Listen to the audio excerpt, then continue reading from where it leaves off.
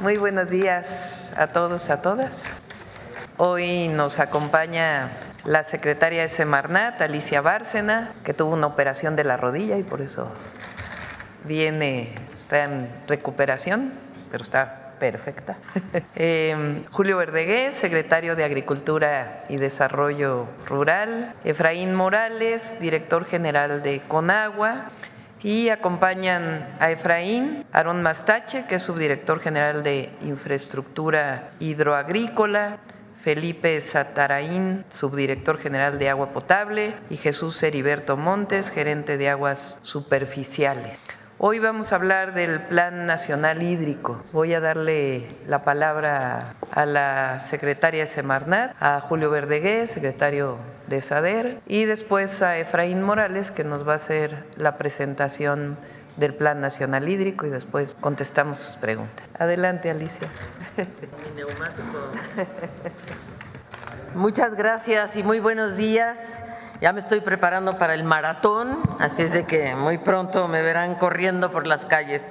Pero quiero decir, señora presidenta, con su permiso, que creo que lo que se va a presentar hoy, el Plan Nacional Hídrico, es un instrumento indispensable para la gestión sustentable del agua. Y destaco sobre todo la enorme coordinación que hemos tenido entre todos los sectores. Particularmente quiero destacar la Secretaría de Agricultura y Desarrollo Rural y la Conagua, que siendo parte de mi sector, pero hemos trabajado muy de la mano, especialmente con el equipo de Efraín Morales, que seguro les va a presentar ya a detalle el plan. Pero quiero destacar algunos aspectos importantes. Primero, me parece que es un cambio de paradigma respecto al pasado, particularmente porque vamos de los gobiernos neoliberales, donde prevaleció un enfoque extractivista y privatizador del agua. Y en este momento lo que este plan pretende y va a lograr sin duda es privilegiar el agua para el consumo humano frente a usos intensivos con otros fines, la tecnificación, que seguro Julio abordará, la recarga natural de los acuíferos. Es decir, el mundo está viviendo una crisis de agua, la presidenta acaba de estar en el G20 justamente abordando estos problemas y sin duda México se prepara para que la recarga natural de los acuíferos sea una realidad y se logre evitar la extracción o la sobreexplotación de los acuíferos. Y la verdad es que algo muy interesante es poder tener un enfoque de cuenca que permita el ciclo natural del agua, evitando inundaciones, hundimientos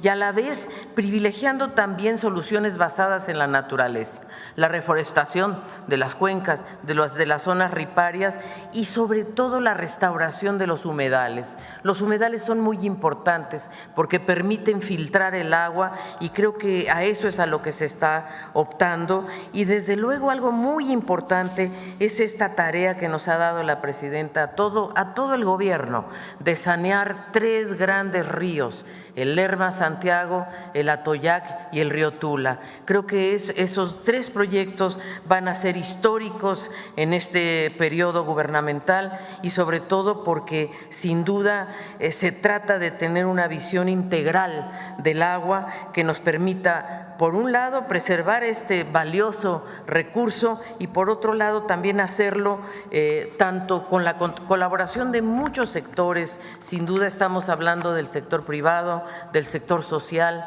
de los sectores, de los productivos y sobre todo que tengamos una visión de desarrollo desde la sustentabilidad, donde este ahorro de agua, este plan hídrico va a permitir aumentar la productividad también a nivel nacional. Así es de que, y sobre todo, consumo humano, beneficio para la gente. Muchas gracias. Gracias, presidente. Con su permiso, señora presidenta, buenos días a todas y a todos. El director general Efraín Morales presentará el plan en mucho detalle y yo solo quiero, como prólogo, decir que si bien este plan está centrado en la recuperación del derecho humano al agua y el rescate de la soberanía nacional en materia de agua, será también un formidable impulso a la producción y a la productividad agrícola del país. Como presentará Efraín, van a ser muchos miles de hectáreas que se van a tecnificar el riego y eso significa que cada productor, cada productora puede controlar de manera muy precisa cuánta agua llega a cada una de las plantas de su producción. Solo por ese efecto solo por ese efecto, sin ninguna acción adicional. Nuestra estimación es que en esa superficie tecnificada podemos aumentar la productividad en 51%, Presidenta. Entonces esto no solo contribuye al derecho humano al agua, sino que también es una formidable contribución a la soberanía alimentaria de la nación. Esta inversión no se había visto en mucho tiempo y desde luego será complementada con otras acciones, con otros programas que la Presidenta ha dado curso como parte del segundo piso, como es Cosechando Soberanía, que en esa superficie significada implica además asistencia técnica, financiamiento, apoyo a la comercialización. No solo será una revolución en el uso del agua eficiente, rescate de millones de metros cúbicos, como explicará Efraín Morales, sino que también será una revolución en la producción agropecuaria de México en esas zonas. Gracias, Presidente. Adelante, Efra. Con su permiso, Presidenta, buenos días a todas y a todos. Hoy vamos a hablar del Plan Nacional Hídrico, que tiene como objetivo principal garantizar el derecho humano al agua en cantidad y calidad suficiente, asegurar la sostenibilidad de nuestros recursos y fomentar un manejo adecuado y responsable del agua en todos sus usos. Siguiente lámina, por favor. Es importante partir de cómo se distribuye el agua en nuestro país. Como se aprecia en la gráfica, el 76% está destinado para el sector agrícola, el 9% para la industria y la generación de energía y el 15% se destina para el uso público urbano. Siguiente lámina, por favor. El Plan Nacional Hídrico se basa en 4 ejes: política hídrica y soberanía nacional, justicia y acceso al agua. Para que haya prosperidad compartida, debe haber agua para todas y para todos. Mitigación del impacto ambiental y adaptación al cambio climático y una gestión integral y transparente de nuestros recursos. Siguiente lámina, por favor. Antes de entrar a las acciones del plan, quiero mencionar 2 antecedentes que son importantes. Por un lado, compartir con ustedes el origen y el problema del actual sistema de concesiones.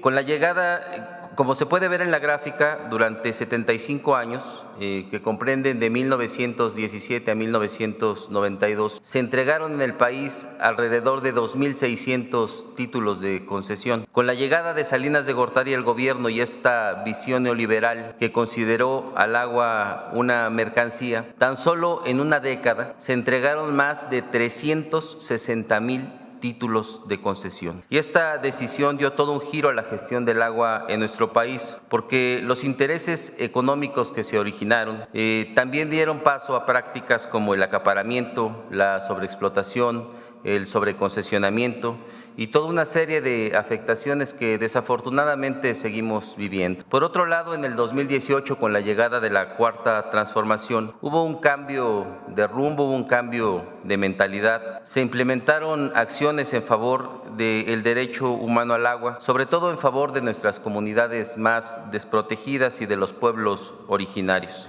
Siguiente lámina, por favor. Ahora bien, retomando nuestras acciones, vamos a iniciar por ordenar las concesiones. Estamos revisando el uso y el aprovechamiento de todos los títulos de concesión. Estamos identificando aquellos que no están siendo utilizados con la finalidad de que ese volumen se reincorpore a la disponibilidad nacional. Siguiente lámina, por favor. Vamos a crear el Registro Nacional de Agua para el Bienestar. Actualmente el Registro Público del Agua, el REPDA, se alimenta de información contenida en 4 sistemas, 4 plataformas distintas, y esto ha complicado la integración de la información. El nuevo Registro Nacional de Agua para el Bienestar va a concentrar toda la información en una base de datos única y también va a tener una sola ventanilla de entrada. Y esto nos va a permitir una gestión más eficiente, que exista total transparencia y sobre todo 0 corrupción.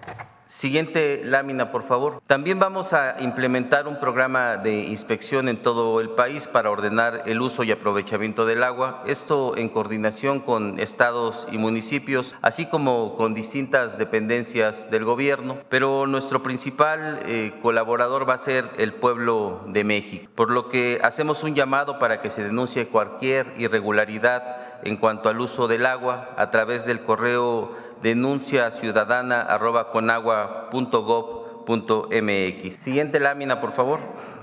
Uno de los grandes problemas que se generó con el modelo neoliberal fue la creación de un mercado alterno en donde unos cuantos se aprovechan para hacer del agua un negocio. Por ejemplo, hay quien tiene un título de concesión agrícola, no lo utiliza y vende esa concesión a un desarrollo inmobiliario o a un complejo industrial, primero bajo un cambio de uso y luego bajo una supuesta transmisión. O hay quien tiene un título de concesión, tampoco lo utiliza y paga una cuota de garantía por mantener ese derecho de agua apartado, tener agua apartada, es decir, especula con el agua. Por eso vamos a promover reformas a la Ley de Aguas Nacionales en lo relativo a transmisiones, cambios de uso y cuotas de garantía para terminar con cualquier tipo de especulación y cualquier tipo de mercado alterno.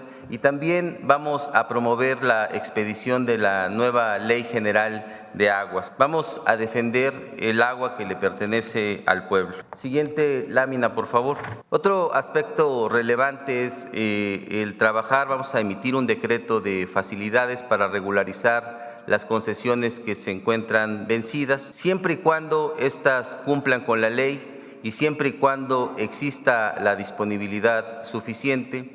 Esto va a permitir que un poco más de 25,000 productores agrícolas y pecuarios, sobre todo medianos y pequeños, puedan acceder a créditos, puedan acceder a subsidios y también a programas. Actualmente no lo pueden hacer porque su documentación no se encuentra en regla. Siguiente lámina, por favor. Además de la creación del Registro Nacional de Agua para el Bienestar, vamos a simplificar y digitalizar todos los trámites que se realizan en la Conagua. Es crear una ventanilla única de gestión, crear un expediente digital de cada trámite que se realice, incluyendo concesiones, y reducir de 27 a 19 los trámites, de 19 a 9 los requisitos, y que los tiempos de respuesta sean de entre 15 y un máximo de 60 días. Para este programa estamos trabajando de manera coordinada con la Agencia de Transformación Digital. Siguiente lámina, por favor. En cuanto al Programa Nacional de Tecnificación, en coordinación con la Secretaría de Agricultura que encabeza el doctor Julio Verdegué, en este segundo piso de la Cuarta Transformación vamos a tecnificar más de 200,000 hectáreas de riego. Se trata de hacer un uso más eficiente del agua en el campo. Esto va a beneficiar la economía de más de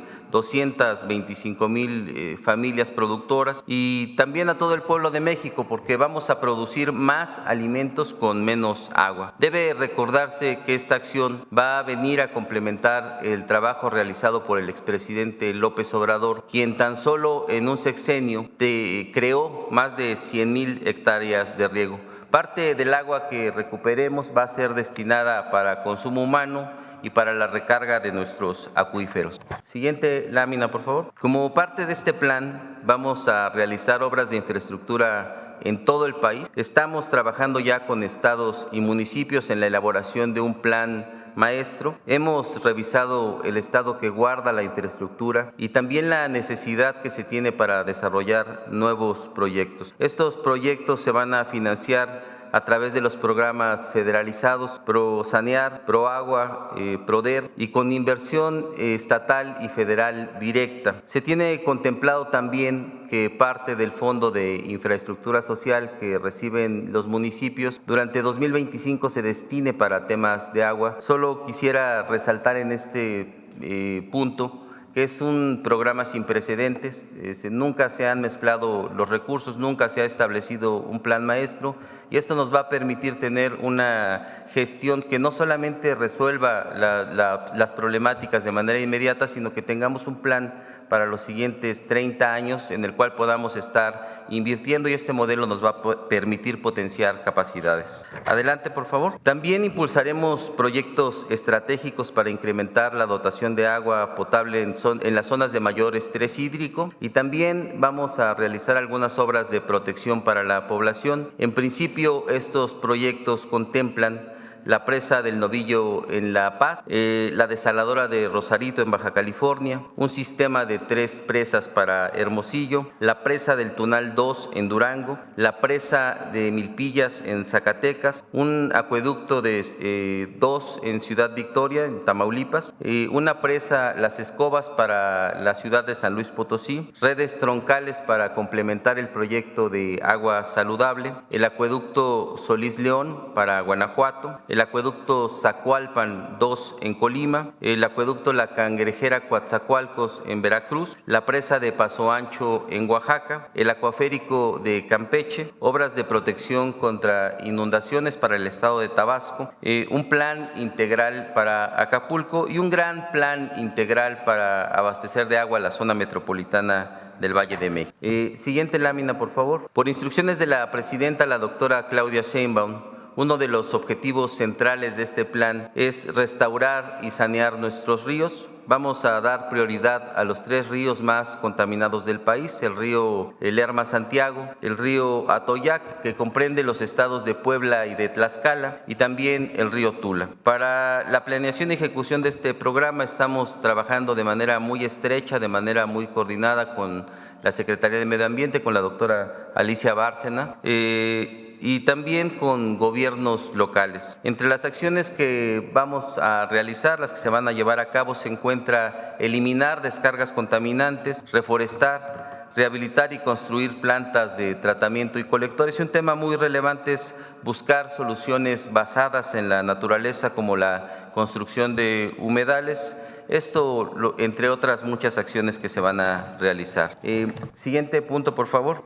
También un punto central, un punto de gran importancia para este plan, es la firma de este gran acuerdo nacional por el derecho humano al agua y la sustentabilidad. Es una iniciativa en la que participan distritos y unidades de riego, los principales consumidores industriales, instituciones académicas y de investigación, comunidades usuarias del agua y, por supuesto, el gobierno en sus distintos niveles. ¿En qué consiste este acuerdo? Hemos conversado con los principales distritos de riego y unidades de riego, quienes a partir del programa de tecnificación van a realizar una devolución progresiva del volumen que tienen concesionado. También hemos platicado con los principales consumidores del sector industrial para que de manera voluntaria devuelvan parte del volumen que tienen concesionado y que actualmente no utilizan, esto sin comprometer la producción o los planes de crecimiento. Hasta el momento, en su conjunto, se han hecho compromisos para la devolución de más de 2.500 millones de metros cúbicos, que, para ponerlo en contexto,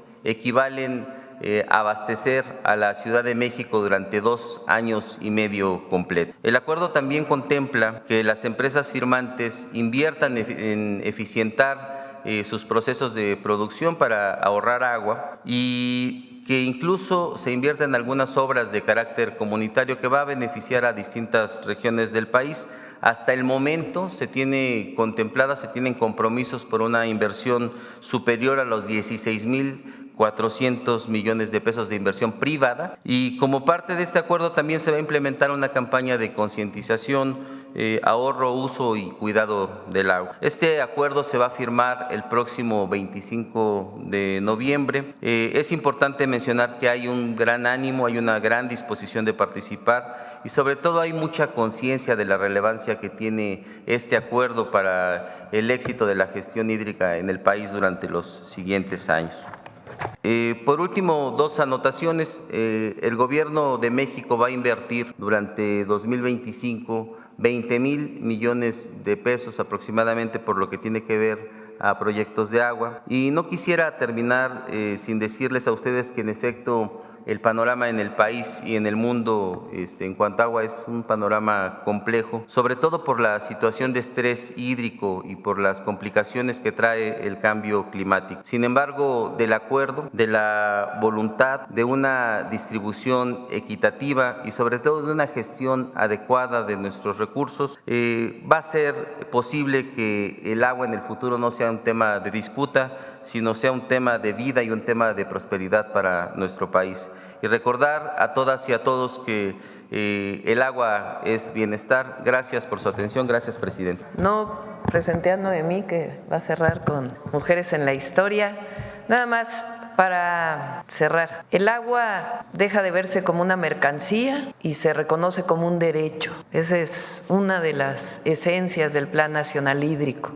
Se deja atrás la visión neoliberal, ya había iniciado con el presidente López Obrador, pero le vamos a dar un impulso mayor a recuperar el agua como un bien de la nación y como un derecho humano. ¿Qué tiene de esencia? Uno, ordenar las concesiones. Hay usuarios que tienen una concesión de agua, pero no la usan. En algunos casos hasta la venden. Entonces, ¿quién se beneficia de esa concesión?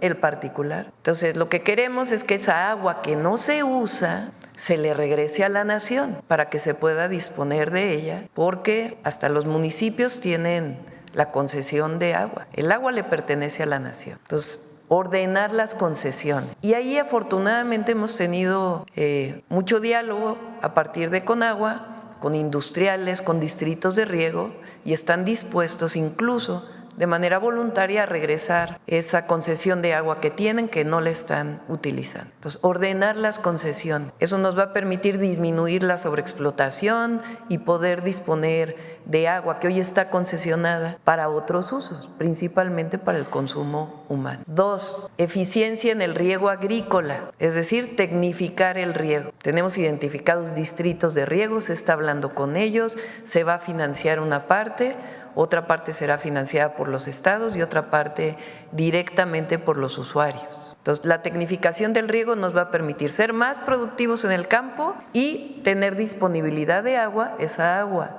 que no se va a usar porque ahora se va a usar más eficiente para disponerla para otros usos. 3, un plan maestro, municipios, estados y gobierno de México, para que los recursos federales, estatales y locales los pongamos todos a trabajar conjuntamente para que no cada quien trabaje por su lado. Entonces, un plan maestro, municipios, estados y federación para infraestructura de agua potable. 4, proyectos estratégicos de agua que están definidos para poder, a partir de todo esto, hacer inversiones que permitan destinar agua ahí en donde en este momento hay mayor necesidad de uso humano, de derecho al agua. Y 5, saneamiento, la parte ambiental. Vamos a restaurar varios cuerpos de agua y en particular 3 ríos. Todo esto es parte de un plan nacional integral en donde una de las primeras acciones es esta firma que se hace el lunes, que se ha venido trabajando ya por meses, en donde hay incluso industriales que van a decir: yo regreso esta agua que tenía concesionada porque en este momento no la estoy utilizando, e incluso compromisos de inversión privada para cumplir con las normas, para reciclar agua, para utilizar en la industria agua tratada. Entonces, todo esto es parte de este plan. Estamos contentos, entusiasmados. Y hay recursos que le va a destinar la Federación para todos aquellos que dicen que no va a haber recursos. Hay recursos a partir del 2025 y en adelante para poder cumplir este plan ambicioso, histórico, Plan Nacional Hídrico para México. Bueno, sobre el tema, a ver aquí. Muy buenos días, Presidenta. Ramón Flores, del Centinela Informan de Humanoid. Buenos días a todos los funcionarios que lo acompañan. Pues misteriosamente también ya se fue a quejar un diputado del PAN que se llama Daniel Chimal en la conferencia de las partes de la Convención Marco de las Naciones Unidas para el Cambio Climático 29 en Azerbaiyán. Dice que la reducción de presupuesto a la Semarnat afectará agenda internacional ambiental, pero también hay otro medio que saca una declaración de la secretaria de Semarnat, donde dice que, pues estoy buscando sus palabras textuales, dice: no cabe duda que sí, este recorte afectará sin duda la forma en que podamos trabajar. Nada más preguntarle a la secretaria si realmente hizo esa declaración o no, porque ya están circulando pues varias notas donde dicen que ustedes van a recortar el presupuesto a la Semarnat y también a la Conagua. Mi primera pregunta. Ayer lo expliqué, la Semarnat como secretaría no reduce su presupuesto. Ahora, en el sector se ve una disminución. ¿Por qué? Porque se cerraron los proyectos estratégicos de agua del presidente López Obrador y ahora vamos a entrar a los nuevos proyectos estratégicos. Aunque le hubiéramos dado 40,000 millones de pesos a Conagua, tienen que hacerse los proyectos ejecutivos, tiene que hacerse de estos 16 proyectos que se presentaron, a ver si los ponen. Para poder iniciar esas obras, pues necesitamos proyectos ejecutivos y eso requiere su tiempo. Entonces, en donde hay menor presupuesto en este momento es en la Conagua. Eso no quiere decir que no se van a implementar todo este plan nacional. Lo que pasa es que el primer año, pues se destina una parte a los proyectos ejecutivos que nos van a permitir en los siguientes años poder desarrollar todas las obras. Esa es, digamos, la explicación. Entonces, lo que ya no va a haber, y eso es importante, y eso es lo que les molesta a los adversarios, pues es el tema de que el agua ya no va a ser un negocio para ellos. Entonces se le desmiente al diputado panista que se fue a quejar a la ONU. Sí. Ok, bueno, mi segundo planteamiento, Presidenta, hace unos días se dio a conocer que la Fiscalía General de la República reactivó la investigación en contra del gobernador de San Luis Potosí, Ricardo Gallardo, esto tras una denuncia de la Unidad de Inteligencia Financiera por el desvío de más de 700 millones de pesos donde aparecen 19 personas, entre ellas sus padres y hermanos, donde supuestamente desviaron y lavaron dinero del erario público. Ahora, el gobernador en represalia comenzó una persecución política en contra del empresario Gerardo Sánchez Humaya, al que ya había atacado y que incluso el presidente Andrés Manuel López Obrador ordenó a la secretaria en aquel entonces, Rosa Isela, que lo protegieran porque pues está en riesgo. Él está dando a conocer todo lo que está pasando en San Luis Potosí y el gobernador ya utilizó a Latinus, ya utilizó a Reforma para decir que tanto su gobierno como el gobierno pasado del presidente López Obrador le están otorgando contratos en Pemex a este empresario Gerardo Sánchez Humaya. O sea, están haciendo un golpeteo político, Presidenta, y también pues aquí en la mañanera se presentó la denuncia de la persecución del gobernador a este empresario que comparte los ideales de la 4T y que dice que nunca más alguna corrupción. Lo que está pasando en San Luis Potosí es muy delicado, Presidenta, sobre este empresario. ¿Usted lo apoyaría, al igual que el presidente que está dando a conocer las corruptelas del gobierno de San Luis? Sí, no tengo conocimiento de que haya una investigación contra el gobernador. Habría que preguntarle en todo caso a la Fiscalía General de la República. Entonces, eso primero, porque no es algo que venga del gobierno federal y no tengo conocimiento si realmente hay una investigación contra el gobernador. Lo que sí hay que decirlo claro, en cualquier lugar donde se demuestre que hay corrupción, y lo subrayo, se demuestre, sí, porque también hay muchas noticias que quieren acusar a alguien cuando en realidad no hay nada de fondo para poder dañar a la 4T. Entonces tiene que haber pruebas, evidentemente, pero nosotros no vamos a solapar ningún acto de corrupción de nadie. Nosotros tenemos una responsabilidad con el pueblo de México y con la historia y con nuestro proyecto. Honestidad y honradez ante todo. Entonces, no vamos a solapar ningún acto de corrupción, ninguno. Al igual que el presidente, ¿usted ordenaría a su secretaria, al secretario de Seguridad Pública que le brindara la atención? Porque sí, la verdad es que está siendo muy acosado. A preguntarle a Rosa Isela cómo se estaba apoyando y si es el caso, pues se apoyará. Muchas gracias. Y ya por último, Presidenta, una demanda presentada… Presidenta Conab, una disculpa, perdón. Una demanda presentada por un particular en contra de una institución bancaria cuenta ya con un fallo a favor de los afectados. Sin embargo, la defensa de esta institución, concretamente Banorte, ha aprovechado recovecos legales para dilatar el pago de una indemnización que ya fue determinada por un juzgador, o sea, vaya, por el Poder Judicial. La reforma apoyaría a que se establezcan mecanismos para evitar la injerencia de grupos de interés en la impartición de justicia, Presidenta, esta reforma. O sea, ¿apoyaría a la gente? Pues ese es el objetivo central de la nueva Constitución. La Cuarta Transformación deja atrás el régimen de corrupción y privilegio y queremos que el Poder Judicial, pues en efecto, sea una institución, un poder en donde no haya corrupción y no se privilegie la justicia a unos frente a los otros, que haya una verdadera justicia. Y este caso, pues, en todo caso se revisará. Muchas gracias, Presidenta. Ver acá. Gracias, Ahorita presidenta. Shaila Rosagel, corresponsal de Grupo Gili, El Imparcial de Sonora, La Crónica de Mexicali y Frontera de Tijuana.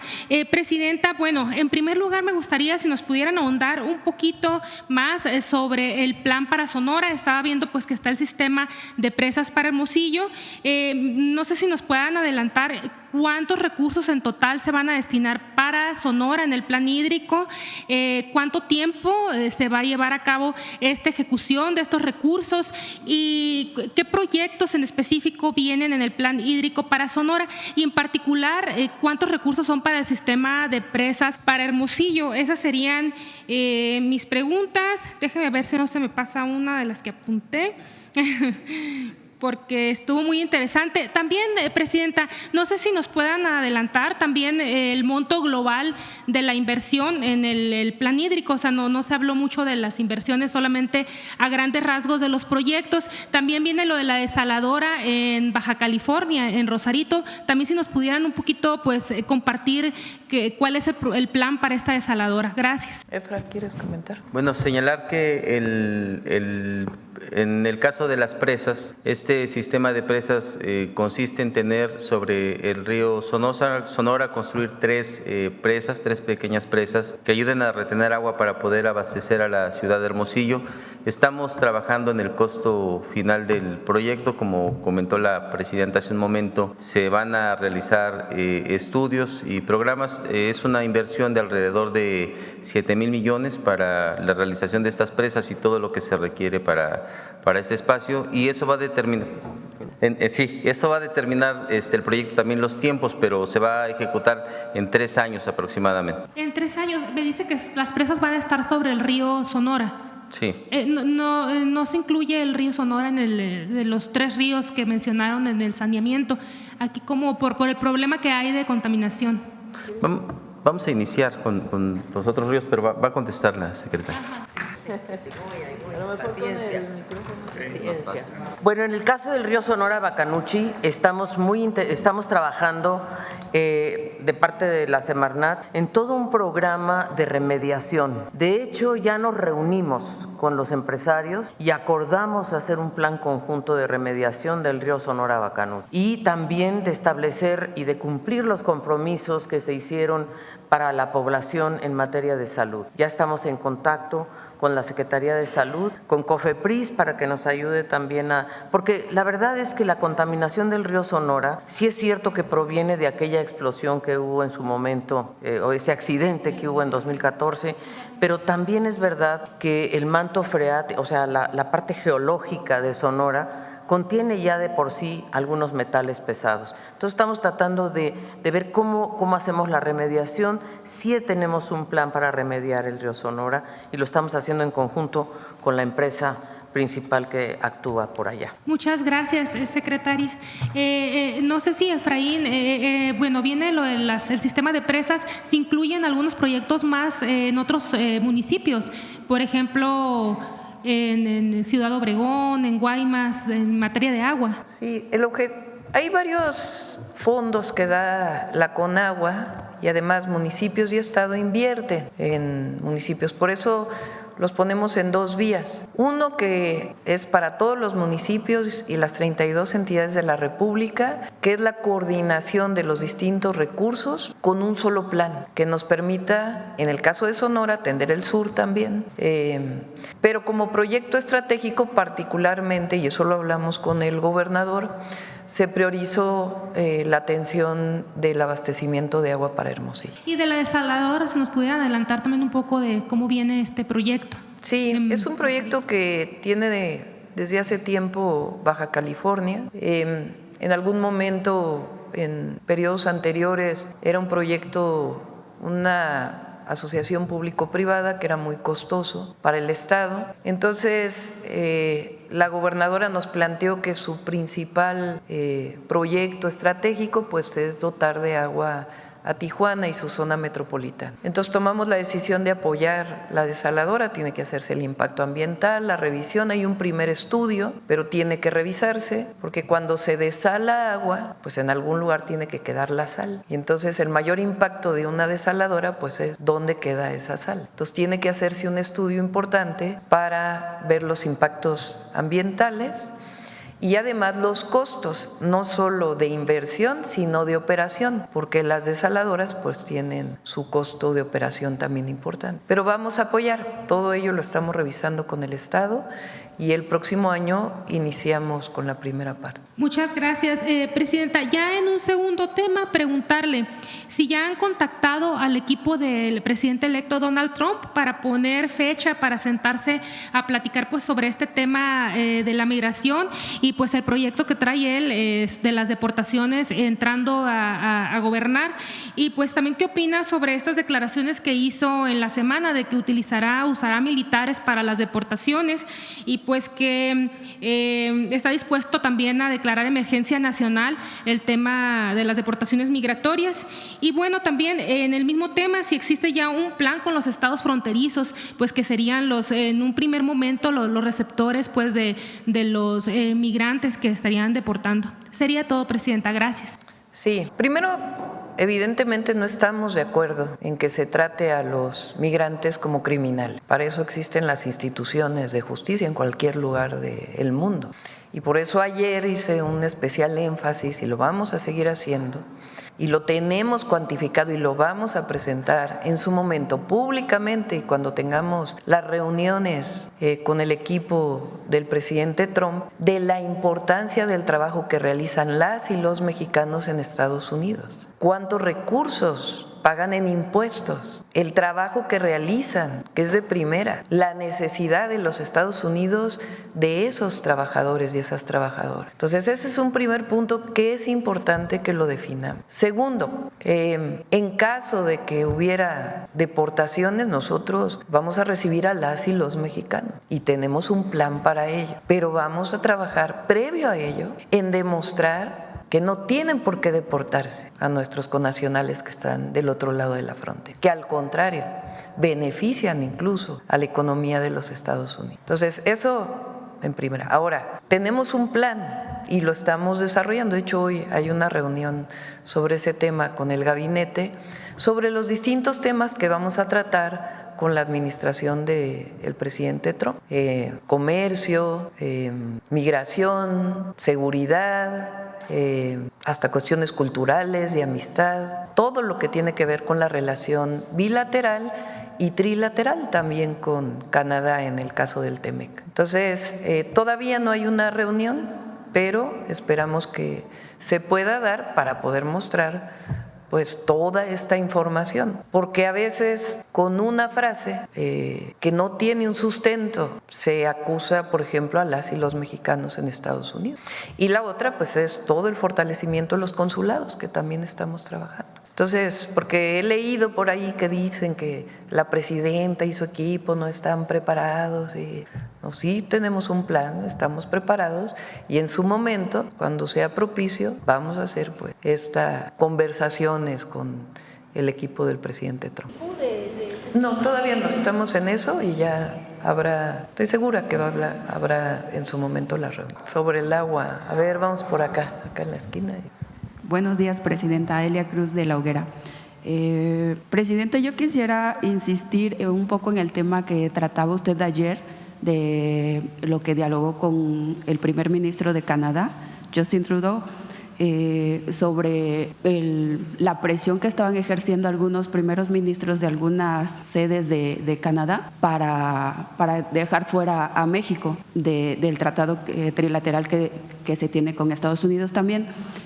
Ayer, después de sus declaraciones, se sumaron más regiones a este llamado que le hacen al primer ministro. ¿Usted no cree que pueda ceder el ministro Trudeau ante estas presiones de todas estas áreas que le están ejerciendo sus gobernadores? Bueno, lo equivalente a los gobernadores aquí, sobre todo porque ellos insisten en lo que también ha dicho el presidente electo Donald Trump, de que México está enviando mercancías, según dicen ellos, de origen chino, pero que solamente la etiquetan con hecho en México.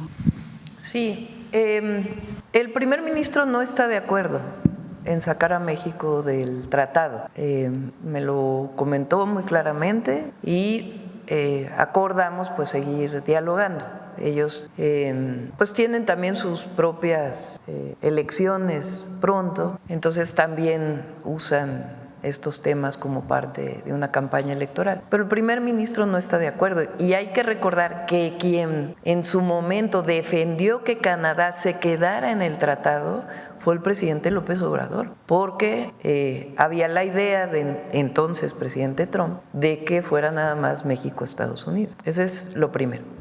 Lo segundo, me preguntó de una marca de vehículos de fabricación china que si había una planta en México. Es una marca de vehículos eléctricos y le dije, la única planta de esa marca que hay en Norteamérica está en Pasadena, California, o sea, está en Estados Unidos. Entonces, nosotros tenemos también nuestro propio programa de fortalecimiento de la economía nacional, de disminución de importaciones, por ejemplo, que vienen de Asia. Pues es un tema, por supuesto, que tiene que ver con el tratado, pero de fortalecimiento de nuestra economía y de disminuir la dependencia. Lo mismo que en el caso, por ejemplo, de granos o de otros productos agrícolas, que estamos fortaleciendo la autosuficiencia alimentaria, como en el caso del frijol, por ejemplo. Pero ese es un asunto de desarrollo nacional. Entonces, Estados Unidos se beneficia mucho y Canadá del tratado, porque tal parece que solamente es un beneficio para México y no. Estados Unidos tiene grandes beneficios. Es un tratado que firmó el propio presidente Trump. Entonces, nosotros creemos que hacia adelante hay muchos argumentos, muchos datos, mucha información que fortalecen el mantenimiento o que se mantenga el tratado. Y en su momento, en el 2026, va a haber una revisión, ni siquiera es una renegociación, es una revisión, como fue pactado en su momento. El primer ministro entonces se quedó tranquilo con la explicación que usted le dio. Nos quedamos de seguir platicando.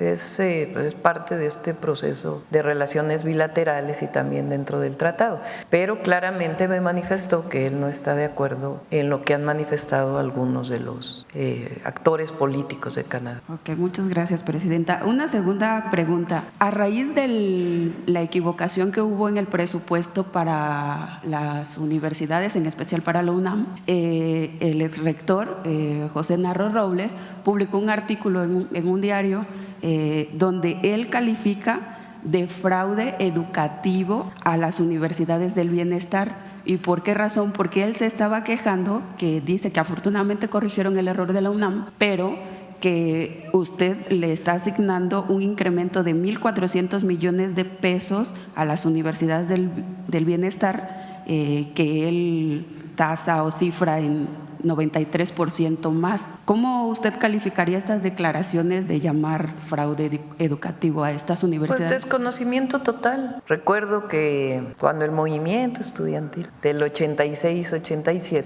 defendían que hubiera cuotas en la UNAM, que hubiera restricción en el ingreso, él fue el que llamó ninis a los jóvenes. Entonces, es un desconocimiento total. ¿Es un programa educativo distinto? Sí, pero hay que preguntarle a las y los jóvenes que asisten a las universidades Benito Juárez. Ahora, ayer lo expliqué, vamos a fortalecer y ampliar las Benito Juárez y vamos con un nuevo sistema educativo para la educación superior, que son las universidades Rosario Castellanos y las universidades de la salud. Vamos a firmar ya pronto el decreto para hacer de la Universidad Rosario Castellanos la Universidad Nacional Rosario Castellanos. Y como saben, vamos a iniciar con 2 sedes, una en Chiapas y la otra en Baja California. Cuando fui jefa de gobierno, la Rosario Castellanos hoy atiende a cerca de 60,000 jóvenes que antes no tenían otra opción en la educación superior. Entonces son distintos sistemas educativos que cumplen diferentes funciones. Entonces las universidades Benito Juárez son universidades consolidadas que tienen un sistema educativo distinto. Y es mucha ignorancia el que diga que es fraudulento. Segundo, las universidades nacionales Rosario Castellano o la Universidad Nacional Rosario Castellano, que se va a ampliar. Y por otro lado, el TECNM, el Instituto Politécnico Nacional y las universidades públicas que van a tener su presupuesto. Hablé por teléfono con el rector de la UNAM cuando vino la disminución del presupuesto, porque ellos sacaron un comunicado. Le pedí al secretario de Educación que hablara con él y a la secretaria igual que al director del Politécnico, para decirles que en efecto había sido un error al disminuir la parte de personal que se disminuyó en otras áreas, que no afecta, por cierto, la operación. Y después me escribió un mensaje y entonces le llamé por teléfono. E incluso él me dijo que estaba de acuerdo en que tenían que revisar sus gastos, en qué se destinaban sus recursos, por la declaración que yo hice ese día de que respetando la autonomía y conociendo mi alma mater, era importante que se hiciera un programa de austeridad republicana en las universidades públicas, que se dejara de destinar tanto recurso a la burocracia universitaria y que se destine a las funciones sustantivas de las universidades, que son docencia, investigación y difusión de la cultura, por lo menos en la UNAM. Entonces, por eso el presupuesto, no todo es incremento a la Benito Juárez, de ahí va a salir, porque todavía no sale, como no se ha creado la Universidad Nacional Rosario Castellanos, se va a crear, entonces de ahí va a salir el presupuesto para las 3 universidades. Lo que sí es que nuestra visión desde hace muchísimos años, desde que éramos porque es una generación muy joven, es que la educación pública es un derecho, no es una mercancía y no es un privilegio, no es un privilegio para los que puedan pagar por la universidad. Viene desde los sentimientos de la nación de Morelos y por eso no se entiende que sí, que los gobiernos de la Cuarta Transformación lo que queremos es mejorar la educación, pero con una visión humanista, de recuperación de nuestra historia, de nuestra memoria histórica.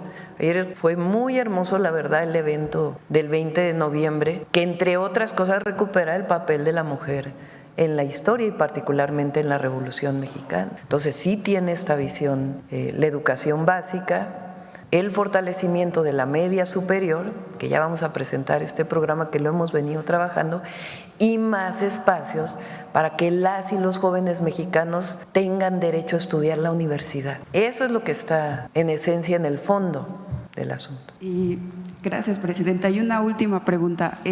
Ayer una compañera le preguntaba sobre los bloqueos que estaban haciendo algunos habitantes de los municipios de la Costa Chica, que dicen que no los han censado.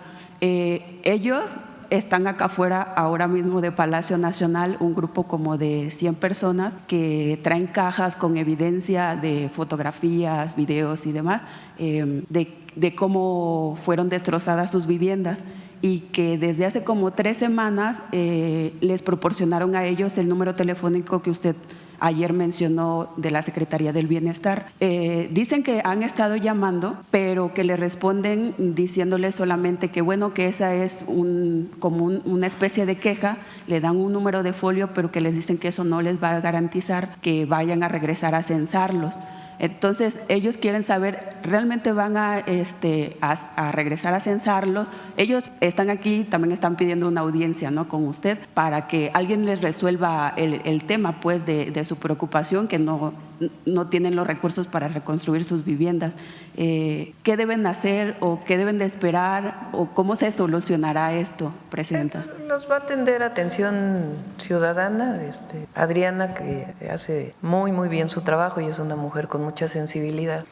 Pero sí es importante una cosa, no se atiende por organización, no vamos a regresar a eso. Es directo, gobierno, familia damnificada, porque se acostumbraba en el pasado, antes de que llegara el presidente López Obrador, que era por organización. También en el caso de apoyos al desarrollo rural, a la agricultura, llegaban las organizaciones, ya sabían que venía su monto, se repartían entre muchos liderazgos, llegaba poco a la gente. Entonces no, eso cambió. Entonces es 1 a 1 y en todo caso lo que se hace es ir a visitarlos a su domicilio para ver pues realmente si hubo afectación y si hubo afectación, pues tienen derecho al apoyo. Entonces, de inmediato que los van a recibir, porque ellos dicen que no son organización, o sea, cada quien se viene representando a sí mismo, ¿no? Pero Adriana los va a recibir. Ok, gracias, presidenta. O el equipo de Adriana. A ver aquí. ¿Cómo está, presidenta? Buenos días. Buenos días. Luis Ángel Marín, de Radio Resultados, con 90 estaciones en todo el país, estaciones de radio. Sobre el tema del agua, muy importante.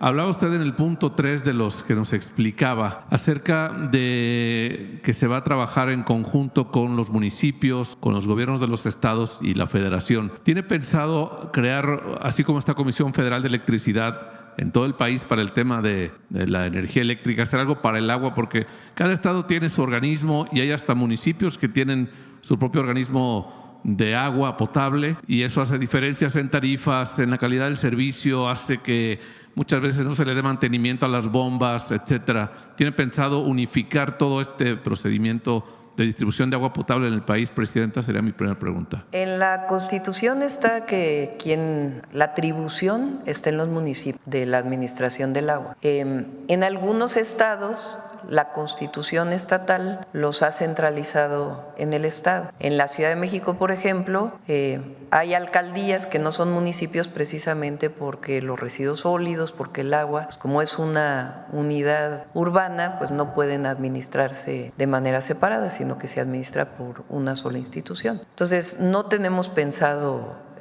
más que capacitar, orientar y generar un plan único que permita que haya recursos. Hay problemas, por ejemplo, como bien dices, en donde hay un municipio que construyó hace tiempo una planta de tratamiento y no tiene los recursos para poderla operar, porque es muy cara la electricidad para los recursos que tiene el propio municipio, o no cara, sino no tienen los recursos para poder darle el mantenimiento. Entonces, todo eso es parte de este programa integral, pero la Constitución lo establece de esa manera y no tenemos pensado modificar. Muchas gracias, presidenta. Otra pregunta también sobre el mismo tema del agua. En tiempos pasados, muchas comunidades se abastecían de agua con pozos perforados, pozos artesianos. Hay ciudades donde todavía hay pozos artesianos en las colonias y la gente iba y de ahí abastecía el agua potable. ¿Tiene pensado algún proyecto para ayudar a las comunidades a que tengan sus propios pozos? En la perforación tiene un costo, también el uso de bombas eléctricas también tiene un costo, o bombas mecánicas también se pueden utilizar. ¿Tiene pensado algún programa para que haya pozos en muchas comunidades? Eso ayudaría también mucho al uso de agua potable o de agua para el consumo doméstico. Es el objetivo de este programa. Por ejemplo, si hay una localidad en un municipio que no tiene agua, pero hay agua en el acuífero y es factible extraerla, pues entonces juntan los recursos para poder destinarlo a ese pozo, a que haya pozo en esa localidad y que pueda suministrarse agua. En otros casos, por ejemplo, recientemente estuvimos en San Luis Potosí, en Santa María se llama la localidad. Ahí pasa un acuaférico que, por cierto, se está revisando, aquí alguno de ustedes lo preguntó. Es una concesión que se dio hace mucho tiempo y lo estamos revisando junto con el gobierno de San Luis Potosí. Pero pasa muy cerca un acuaférico y la comunidad no tiene agua. Entonces ahí lo que se requiere pues es un ducto que permita que la comunidad pueda tener agua. Entonces todo esto pues tiene que ver con el análisis de los municipios, de las localidades de los municipios, porque a veces la cabecera municipal sí tiene resuelto el problema, pero las localidades no, que están en el propio municipio. Entonces el objetivo es, los 6 años que estemos aquí, es ese diagnóstico por municipio y poder destinar los recursos que de por sí van al agua a este plan maestro para poder pues resolver el problema del acceso al agua en muchas localidades de nuestro país. Y hablaba también del saneamiento de algunos ríos. En este proyecto nos presentaban 3 principalmente, pero hay muchos también municipios donde el desagüe, el drenaje va directamente a arroyos, a ríos. ¿Tiene pensado que cada estado pueda también implementar este tipo de proyectos de evitar que se sigan usando como drenaje? Por ejemplo, en los 3 ríos que planteamos que son prioridad, ya están en brigadas coordinadas por Semarnat, Conagua, los estados, los municipios. Entonces se hace un recorrido por el cauce del río se identifican descargas. En algunos casos son descargas municipales, es decir, que el municipio descarga su drenaje ahí sin tener tratamiento. En otros casos son descargas individuales. En otros casos son descargas industriales que deberían tratar el agua y no la están tratando. Entonces, se está identificando ahora sí que en todo el recorrido para poder hacer ese plan que permita saber si se hace un drenaje marginal, se llama, un drenaje especial para todas las salidas de agua de los municipios que permita llevarlo a una planta de tratamiento.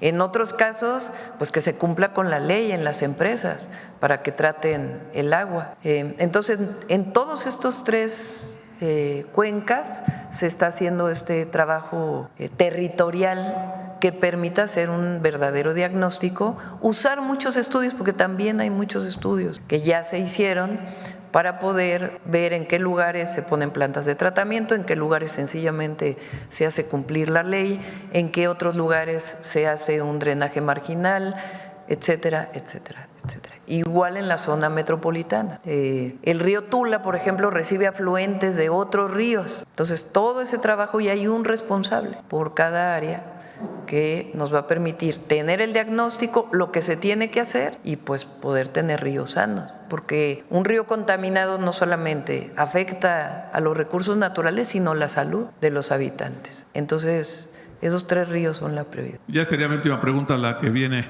Presidenta. Estuvo ahora en Brasil, en el G20, vimos que tuvo reuniones bilaterales, además de pues seguramente saludarse con mandatarios y mandatarias de otros países. ¿Recibió alguna invitación para visitar, no sé, Francia o Canadá o algún otro país? ¿O usted hizo alguna invitación a algún mandatario para que visite nuestro país?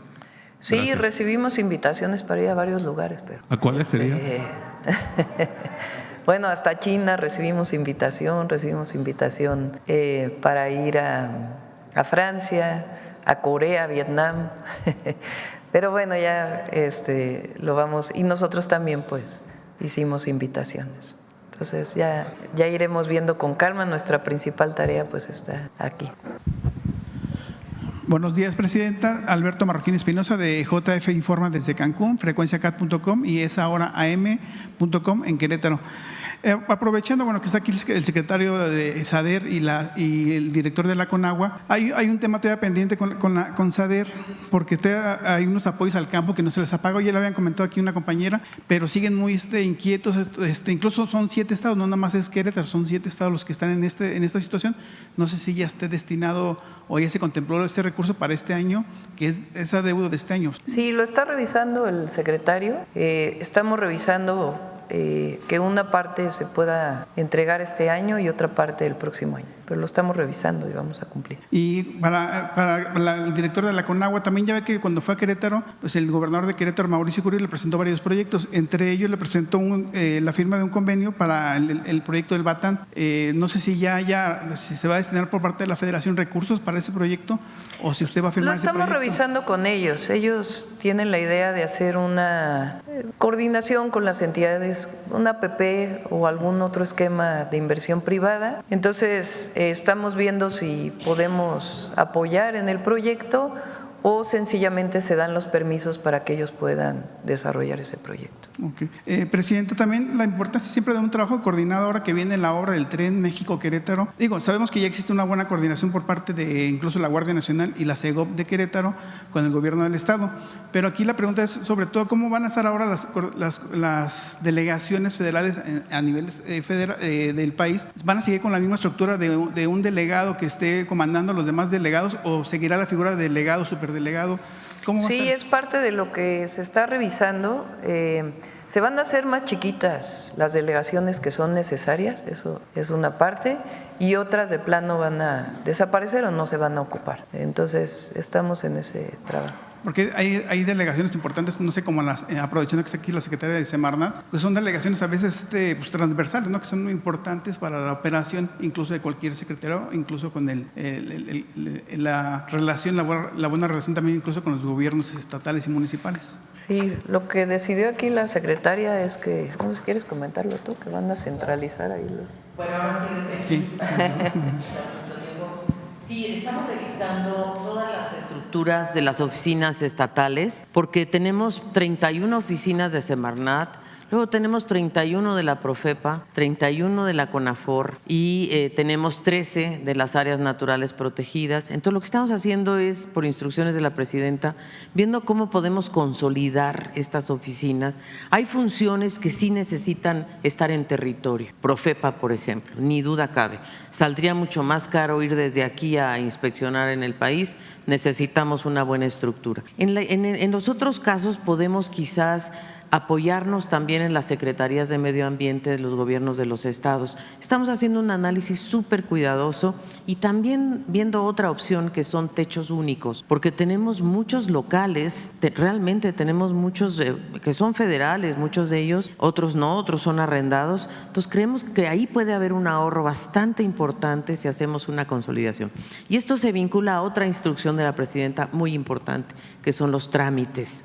Nosotros estamos haciendo una consolidación de los trámites muy importante con la Agencia Digital y de Telecomunicaciones, porque vamos a digitalizar la mayor parte de los trámites. Eso va de manifestaciones de impacto ambiental, de cambio de uso del suelo, de inspecciones es más difícil porque esas se tienen que hacer in situ, pero todo lo demás lo podemos digitalizar y creo que eso va a ayudar muchísimo. Creemos que podemos avanzar en estos 100 días realmente a una disminución, sobre todo en ASEA, por ejemplo, que es la agencia que también supervisa los hidrocarburos, y eso va de la mano con las oficinas regionales, porque muchas oficinas regionales están dando a veces permisos que no les corresponde, como nos pasó ya con Baja California Sur. Entonces estamos yendo estado por estado, analizando uno por uno cómo consolidamos y haciéndolo también con CONAGUA y con SADER, porque tenemos realmente funciones muy parecidas. Sí, aprovechando a la Secretaría de Medio Ambiente,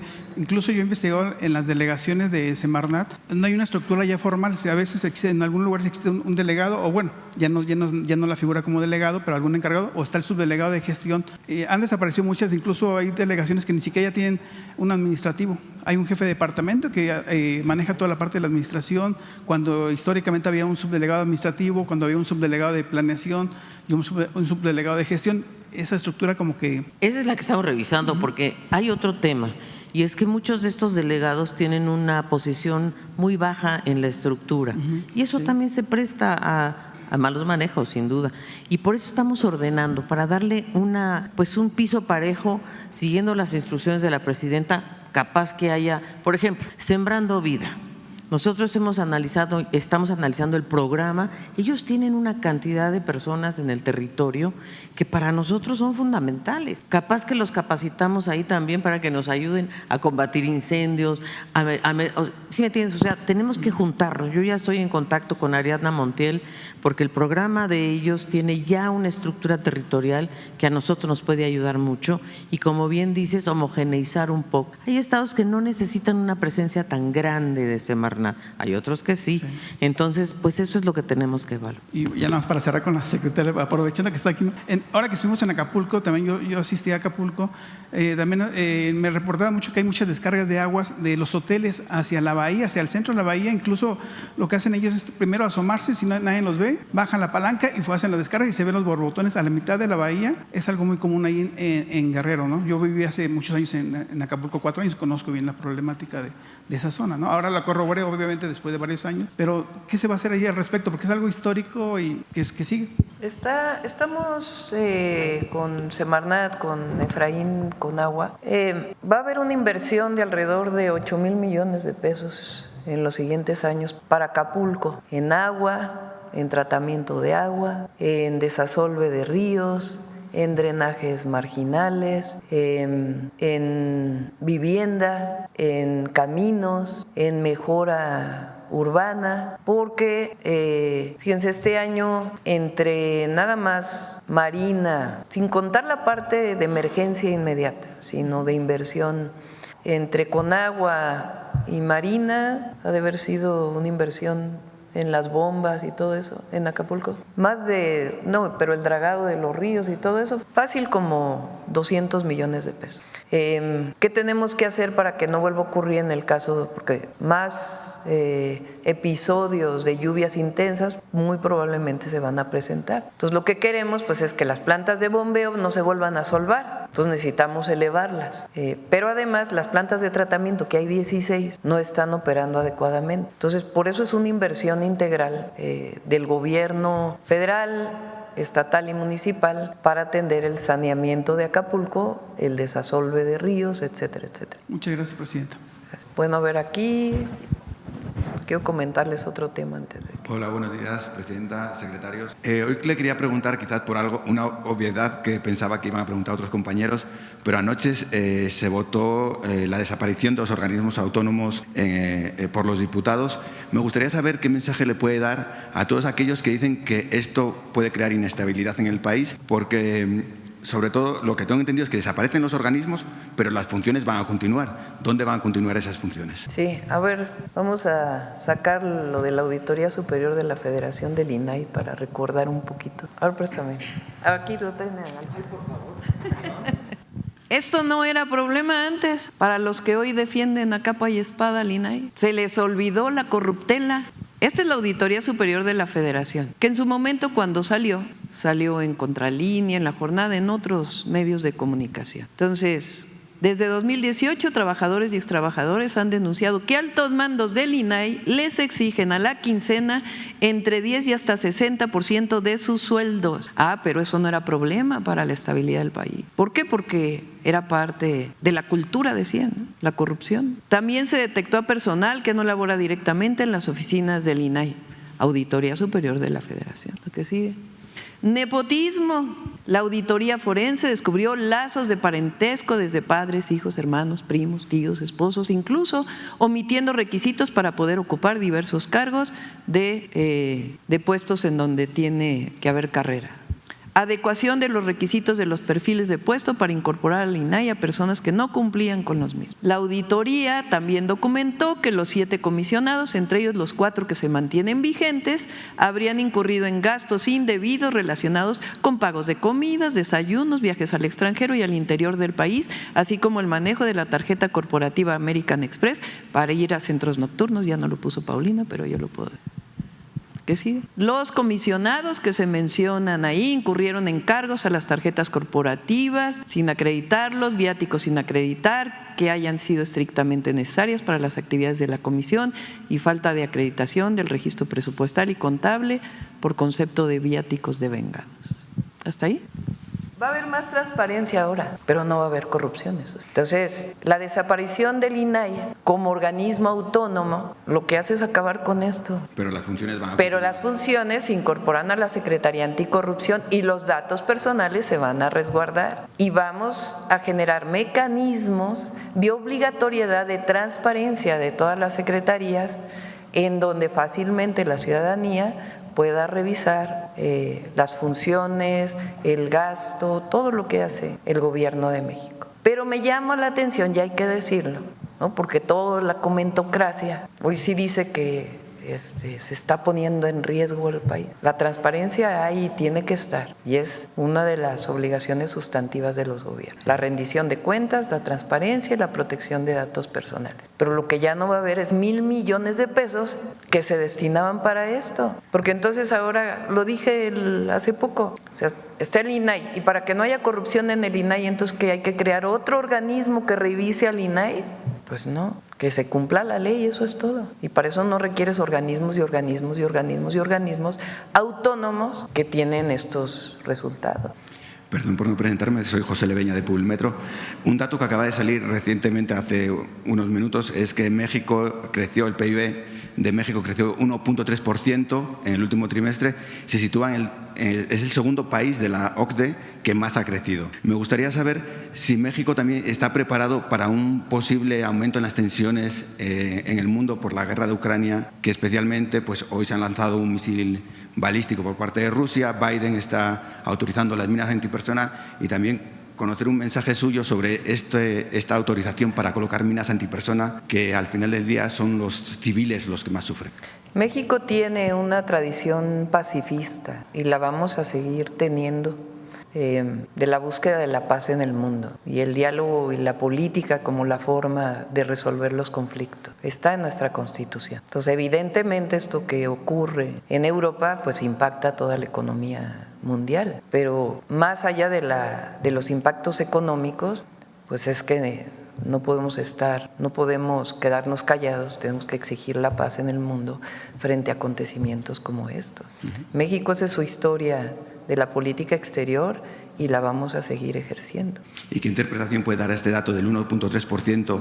Pues ya ven, es que dicen, ya ven, Moody's dijo que era exagerado el crecimiento económico que estábamos planteando para el próximo año, que el paquete presupuestal no era real y otros más que se van ahí con… Pero la economía mexicana está bien, va a estar bien y vamos a seguir, no solamente creciendo, porque el PIB es un indicador, eso lo trabajó mucho Alicia cuando fue directora de la CEPAL, directora se dice, de la CEPAL, que puso en el centro de la discusión la desigualdad y que el crecimiento como el PIB no era suficiente para poder hablar del desarrollo sustentable y equitativo de los países. Entonces nosotros queremos que haya crecimiento, pero que haya distribución y bienestar. Y ya por último, nada más hacer un llamado para ver si en las próximas conferencias pudieran tratar el tema de los hackeos, especialmente por WhatsApp y de las tarjetas bancarias, porque sobre todo en esta época navideña en la que la gente va a cobrar aguinaldos, probablemente aumente y sabemos que se roban, hay ciertas mafias que se roban miles de pesos cada día a los ciudadanos por hackeos de WhatsApp pidiendo paquetes por llegada de paqueterías o porque es un amigo o un familiar que necesita dinero, y ver si pudieran tratar esto y aprovechar este altavoz para que hagan un llamamiento a las personas que no hagan caso a todo este tipo de fraudes. Sí, lo tomamos en cuenta, le decimos a Profeco y a Seguridad para qué. Bueno, vamos por la última, porque ya son las 9 y poder cerrar con mujeres en la historia. A ver, aquí adelante. Presidenta, muy buenos días. Sandra Aguilar, de AI Grupo Informativo.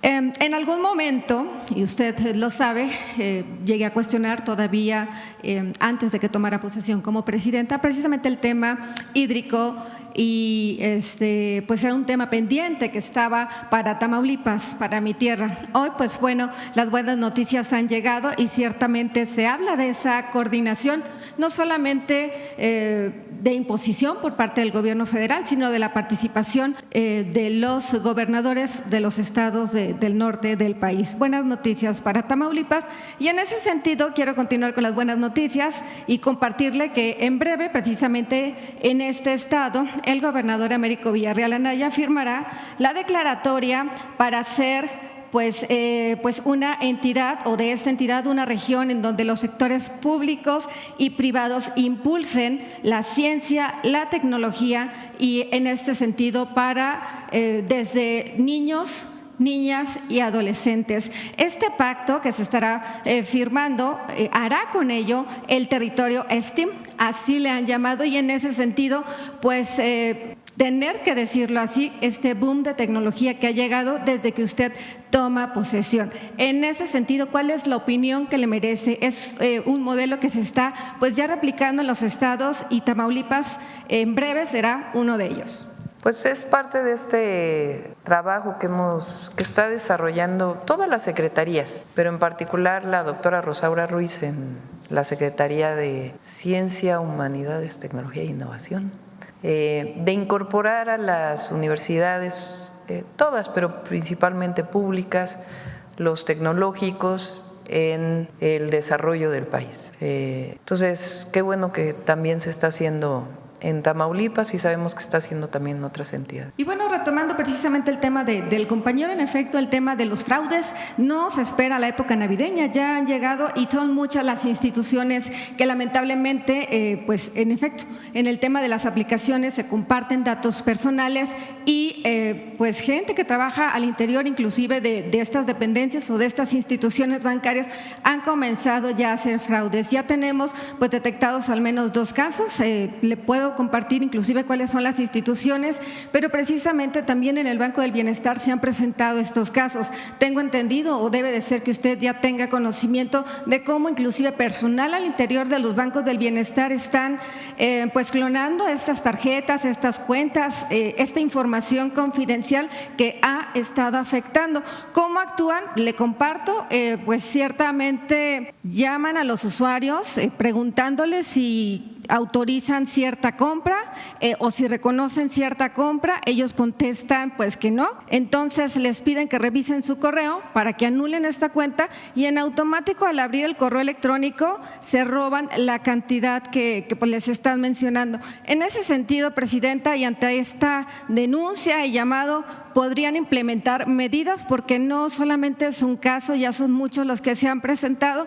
Perdón, ay, es que me falta el aire. Insisto, no solamente en el Banco del Bienestar, instituciones como Santander, instituciones como BBVA, son algunas de las, pues sí, de las empresas que ya no solamente son uno, son varios y bueno, pues como dice el compañero, no hay que esperar a que caigan los aguinaldos, no hay que esperar a que sigan sucediendo estos casos porque pues en efecto esto ya está ocurriendo. No tenemos una denuncia en particular sobre personal del Banco de Bienestar. Pero hay que aclararlo. O sea, si hay una denuncia concreta de alguien que trabaja en Banco de Bienestar que haya hecho esto, pues que se presente. Pero no tenemos denuncias. Es que no tienen nombres, Presidenta, solamente les llaman. Por eso, pero puede ser que aparentan que son del Banco de Bienestar y no necesariamente trabajadores o trabajadoras del Banco de Bienestar. Pero se está filtrando la información que es confidencial de la institución. Por eso, pero para cualquier cosa hay que presentar pruebas. Entonces, vamos a llamar a la Secretaría de Seguridad, a la DIF, a las instituciones como, ¿cómo se llama esta institución que se dedica a ver los fraudes en los bancos? No, es una institución donde está Oscar. ¿La Conducef? La Conducef, para que en conjunto puedan venir a dar la información, a proteger a todos los consumidores, a la Profeco. Sí, porque para se sienten impotentes. Para que no caigan pues en un fraude, y si hay denuncias específicas de algún trabajador de alguna institución del gobierno o privada, pues también es importante que se presenten para que…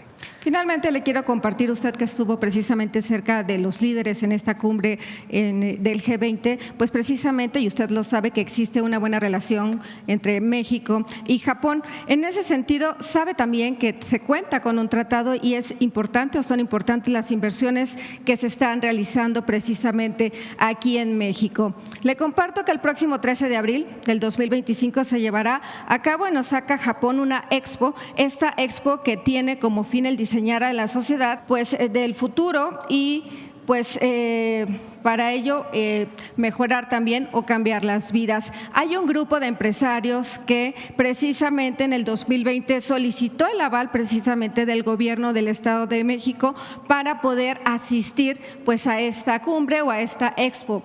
Evidentemente no genera ningún costo del erario público, todo lo contrario, es pues costo o inversiones privadas para poder hacer presencia en esta expo y solamente comentarle o compartirle si para esta ocasión, para el 2025, estos empresarios pudieran contar con su aval.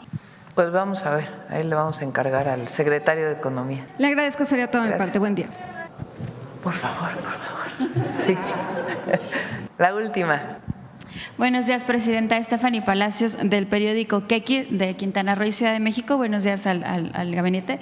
Pues preguntarle sobre esta transición que hay de estos fideicomisos. Antes el Fonatur estaba encargado de dar estructuración a Cancún, esta playa hotelera, pero ahora nacen estos fideicomisos. Entonces, ¿cómo ha sido esta transición? Si se hace como un comité para que todos vigilen cómo va funcionando, pero hay un pequeño como pues no está como funcionando totalmente al 100.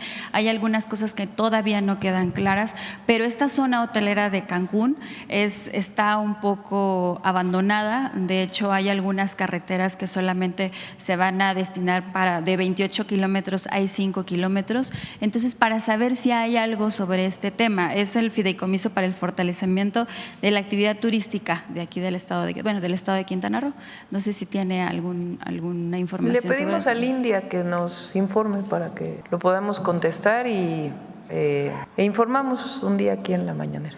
Sí, además porque este comité técnico está integrado por empresarios, integrado por personas de grupos empresariales, además de restaurantes, pero además es eso justo porque en el tema de Quintana Roo hay esta zona turística además muy pues de alta demanda y además porque también si va a haber recursos de estas, parece que va a haber en este paquete económico del año que entra del 2025 para las dependencias, lo que es Secretaría de Turismo y Secretaría de Finanzas, va a haber una reducción de presupuesto. No sé si eso nos pudiera hablar un poquito, si sí está confirmado o no. Le pedimos al India que nos informe para ver el presupuesto para el mantenimiento de Cancún. Sí, pero este fideicomiso sí fue una mejor opción para Quintana Roo y quitar Le pedimos al India que nos informe. ¿Sí?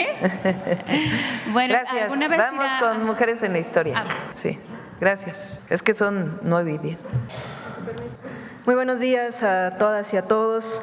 Recordemos que ayer se conmemoró el 114 aniversario del inicio de nuestro proceso revolucionario, la primera revolución del siglo XX, la Revolución Mexicana, y como a lo largo de todo el mes de noviembre hemos dedicado a destacar primero aquellas mujeres que fueron precursoras de este movimiento desde el muy temprano 1903, 1904, mujeres como Elisa Acuña, Juana Belén, que escribían ya contra la dictadura porfirista, donde ya luchaban contra este régimen. Posteriormente hablamos de mujeres como las hermanas Carmen y Natalia Cerdán, porque tuvieron acciones incluso previas a este 20 de noviembre de 1910, esta acción armada que se da en esta casa de Santa Clara el 18 de noviembre. Y bueno, ahora que ya nos encontramos con la fecha conmemorativa, pues me gustaría que viéramos la siguiente cápsula que preparó el equipo de SPR sobre las distintas acciones en las que se involucraron las mujeres en el proceso revolucionario. Propagandistas, ideólogas, periodistas, adelitas, soldaderas, combatientes, enfermeras y feministas, todas ellas valientes mujeres mexicanas que desde distintas trincheras y de distintas formas lucharon en la Revolución Mexicana.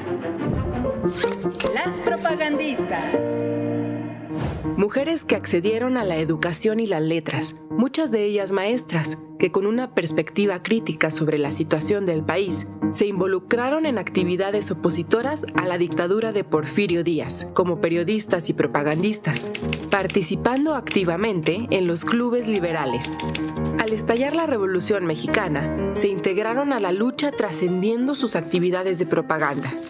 Algunas profundizaron en el pensamiento político revolucionario, como ideólogas y colaboradoras fundamentales en la elaboración de planes y proyectos para construir un país más justo y libre. Las combatientes. Mujeres de armas tomar, que optaron por empuñar el fusil en los campos de batalla, que enfrentaron dos luchas, una contra la dictadura porfirista y la otra para disputarle a los hombres su derecho a combatir. Obligadas en muchos casos a adoptar actitudes y vestimentas masculinas, desafiaron las normas de género de la época y llegaron, en algunos casos, a dirigir batallones de soldados. Todas ellas mujeres combatientes, anónimas y reconocidas, que decidieron ser protagonistas de la transformación de su país. Las soldaderas. Mujeres que desempeñaron un papel fundamental en el suministro y preparación de alimentos para las tropas, asegurando la supervivencia de los soldados y sus familias. Improvisaban cocinas en campamentos al aire libre, en casas abandonadas, haciendas, milpas, junto a las vías y en los techos de los trenes. Su jornada comenzaba al amanecer, con la nixtamalización del maíz, y continuaba sin descanso, recorriendo largas distancias para conseguir leña y alimentos en los pueblos, campos o cerros. Ellas cargaban a pie o a lomo de mula los comales, molcajetes, cuchillos e ingredientes esenciales. Además de alimentar a las tropas, también cuidaban de sus hijos y familiares. Las enfermeras. Mujeres con estudios en enfermería, pero también mujeres que se formaron en el campo de batalla y que decidieron arriesgar sus vidas para intentar salvar otras, uniéndose a las diferentes brigadas sanitarias o fundando sus propias organizaciones de atención humanitaria. Lo mismo participaron en organizaciones de asistencia como la Cruz Blanca Neutral, la Cruz Blanca Constitucionalista y la Cruz Blanca Nacional, que en los contingentes de enfermeras que formaron las distintas facciones revolucionarias. La labor de todas ellas durante la Revolución Mexicana fue la base sobre la que después se construyó el servicio de sanidad a nivel nacional. Las Adelitas. Mujeres que jugaron muchos roles a la vez. Fueron enfermeras, soldaderas y combatientes. Tomaron las armas cuando fue necesario. Alimentaron a los soldados y familias. Curaron y atendieron a los heridos. Fueron sostén fundamental de la Revolución Mexicana. Las feministas. Mujeres activistas e intelectuales que, además de defender los ideales revolucionarios de justicia y libertad, se comprometieron de forma paralela con la lucha por los derechos de las mujeres. Colaboraron y editaron publicaciones en cuyas páginas defendieron los derechos políticos, educativos y sexuales de las mujeres. Crearon organizaciones y llevaron a cabo una activa participación en los congresos feministas de 1916 en Yucatán. Ellas impulsaron el movimiento sufragista en México, demandando que la Constitución que emanaba de la Revolución otorgara el derecho a las mujeres a votar y ser votadas. Más de 400 mujeres fueron reconocidas oficialmente a lo largo del siglo XX por su participación en la Revolución Mexicana, pero no fueron las únicas. Miles de mujeres anónimas fueron partícipes de una lucha por la conquista de justicia y libertad. Así es, me gustaría mucho destacar, por ejemplo, en el caso de las propagandistas, a las maestras Guadalupe y Rosa Narváez de Puebla, que utilizaban los espacios escolares para el trabajo antirreeleccionista. Paulina Maraver, también una profesora de Puebla, que fue correo para Emiliano Zapata de todo lo que acontecía en el estado de Veracruz, y era a través de Puebla que llegaba la información hacia Morelos. Las enfermeras también, sin duda, un papel fundamental, porque en ese momento la Cruz Roja solamente atendía a los heridos por parte del ejército porfirista, y una enfermera muy importante en la frontera va a ser Elena Arismendi, que va a crear la Cruz Blanca Neutral. El lema era por la humanidad, así es que estas mujeres no se fijaban de a qué bando pertenecían, la finalidad era dar la atención humanitaria. Y bueno, sin duda también las soldaderas, aquellas que estuvieron en los campos de batalla, y ya vimos, la historiadora Gabriela Cano ha denominado esto travestismo estratégico, que quiere decir que tenían que adoptar muchas veces esta identidad masculina, primero para salvaguardar muchas veces la vida, haciéndose pasar por hombres, y también para que pudieran acceder a mandos o grados militares. El ejército de Emiliano Zapata es el que reconoce a más mujeres otorgándoles el grado de coronela, y una de ellas va a ser Rosa Bobadilla, que en lo particular es una mujer que admiro mucho. Ella fue coronela. Genovevo de la O le reconoce 168 acciones de guerra, fue parte del ejército zapatista en la zona del Estado de México, y bueno, llegó a comandar hasta más de 1,500 hombres. Cuando a ella le preguntan a las entrevistas que se hacen al equipo que estaba cercano a ella, el por qué se había incorporado, si ella era una mediana propietaria, la contestación que ella daba era que que efectivamente otras mujeres no tenían tierra. Entonces, por eso ella se incorporaba. Y bueno, también para finalizar, creo que es un tema muy importante el que enunciemos que en 1916 se dan los primeros congresos feministas. A la par que se estaba dando esta revolución social en todo nuestro país, las mujeres estaban encabezando también su propia revolución. Muchas veces creemos que la lucha feminista en nuestro país es algo reciente y no es así. 1916, en Yucatán, en Mérida, gran parte de las mujeres en ese momento pues estaban ya organizando, teniendo una agenda las problemáticas de las mujeres de la época. Así es que también es muy importante enunciar que dentro de esta revolución ellas estaban encabezando la propia. Y bueno, finalmente yo creo que la mejor o una de las grandes herencias que nos deja la Revolución Mexicana en nuestro país es sin duda la consagración del artículo 3º constitucional, porque como lo ha enfatizado la presidenta en distintas ocasiones, la educación es un derecho y no un privilegio, y este artículo, este derecho a la educación es una de las herencias que nos dejó nuestra Revolución Mexicana. Que tengan excelente día. Es cuanto, presidente. Muchas gracias a todas y a todos. Nos vemos mañana. Pedro Miguel. Gracias.